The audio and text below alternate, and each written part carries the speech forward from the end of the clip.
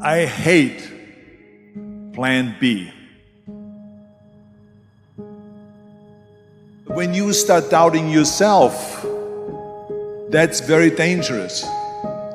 Because now what you're basically saying is that if my plan doesn't work, I have a fallback plan, I have a plan B. And that means that you start thinking about plan B, and every thought that you put into plan B, you're taking away now that thought and that energy from plan A. And it's very important to understand that we function better if there is no safety net, because plan B becomes a safety net. It says that if I fail, then I fall and I get picked up and I have something else there that will protect me. And that's not good, because people perform better when there's no safety net. People perform better in sports and everything else if you don't have a plan B. I'm telling you, I've never ever had a plan B.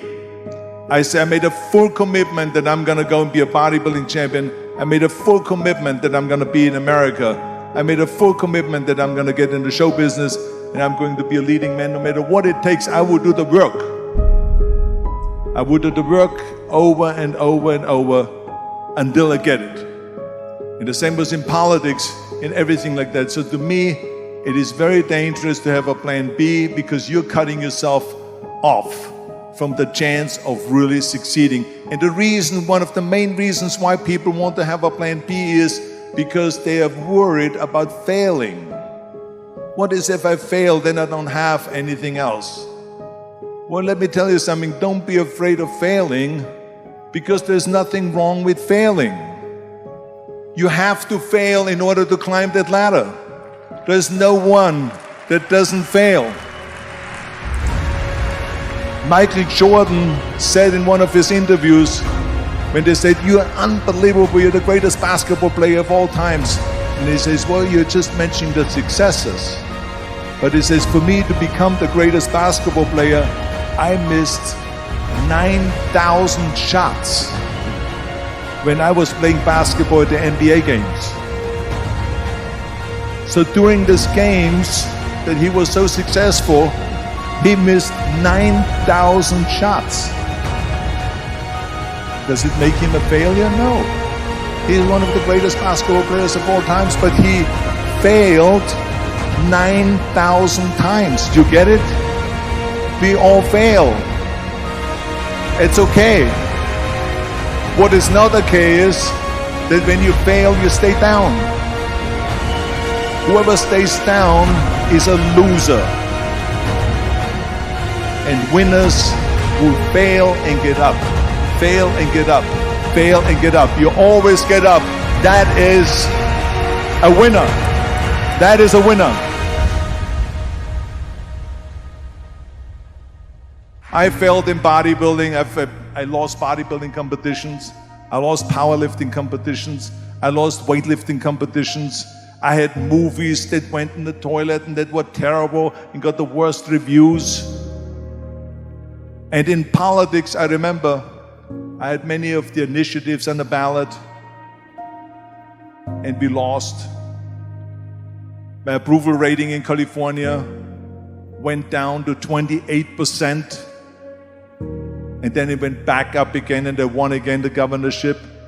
Hey, we all lose. We all have losses. This is okay, and this is why I say don't be worried about losing, because when you're afraid of losing, then you get frozen. You get stiff, you're not relaxed. You got to be, in order to perform well in anything, if it's in boxing or if it is on your job or with your thinking, is only happening when you relax. So relax. It's okay to fail. Let's just go all out and give it everything that you got. That's what it is all about. So don't be afraid to fail.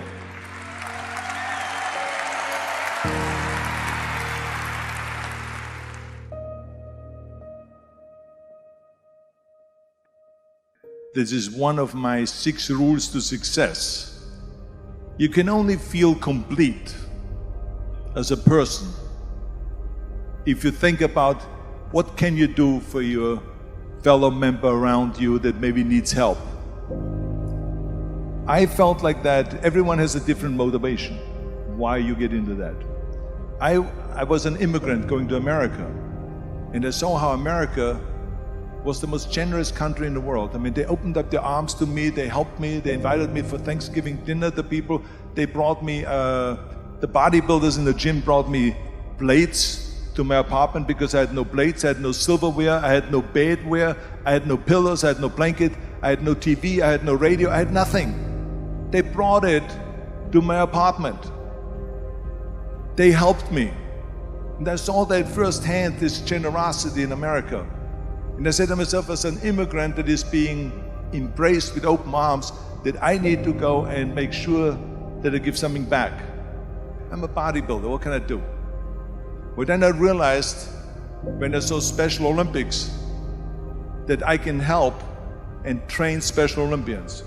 And so we started getting involved in Special Olympics, and in no time, I proposed to them to start powerlifting in Special Olympics, to have deadlift, which was a safe thing to do, and to have bench press, which was a safe thing to do.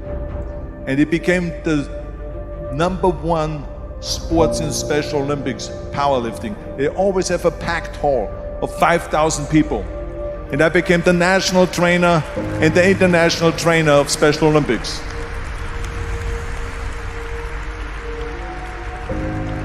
And I tell you, I felt so good. I felt better than winning a bodybuilding competition, going to one of their competitions and seeing 100 of those athletes from all over the world competing in powerlifting and being happy and being included and being felt that they're equal to all of us. I think that every day we are benefiting from someone helping us. That's why I said earlier, there's no such thing as a self-made man. I mean, when you think about it, you're born and you need your parents to raise you. You need your teachers to teach you. You need your coaches to do sports. And so when I think about back of the people that helped me, as a matter of fact, one person, where's my friend here, Albert Busek? Is he sitting here somewhere? The reason why I just wanted him to come out here to the front so you see him is because without Albert Busek, I would not have had the bodybuilding career. Stay right there, Albert, and look at this way so they can see your face. Exactly.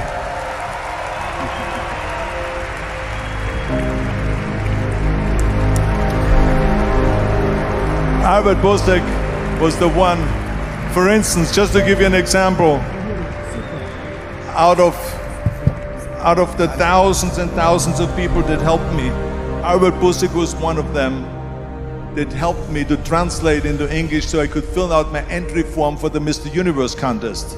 And then he flew with me to London to the Mr. Universe contest. He gave me the opportunity to come to Munich and to be the trainer in the gymnasium on the Schillerstraße 36. It was a fantastic gymnasium. He was an extraordinary friend that took thousands and thousands of pictures since then and helped me in every one of the competitions and everything, was a huge supporter. But this is the kind of people that you need. We need help. We need help. I remember that everything I did always needed help. Think about it when someone says, Arnold, you're the greatest self-made man. I said, you can call me anything you want. You can call me Arnie, you can call me Schwarzi, you can call me Terminator, you can call me Governator, but don't ever call me self-made man. I said, because I did not get to that point by myself. I mean, think about just to be successful in the movies. How are you going to be successful in the movies without having an audience? The only one that makes you successful in the movie is the people that go to see the movie. So how can you say to your self-made man when you need millions and millions and millions of people all over the world to go and see your movie, so people, then the press looks at it and says, this guy has a big box office success.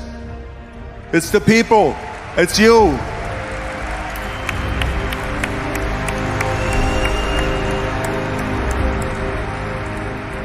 Imagine if Jürgen and I both think that we're self-made people and this hall right now is empty. No one here. Do you think this will be a successful conference? No. Who makes it successful It's not him and me. We are just one little molecule that is added to the equation. But you are the ones that make this conference a successful conference. So thank you, all of you, for being here today. You are the ones that is making it big.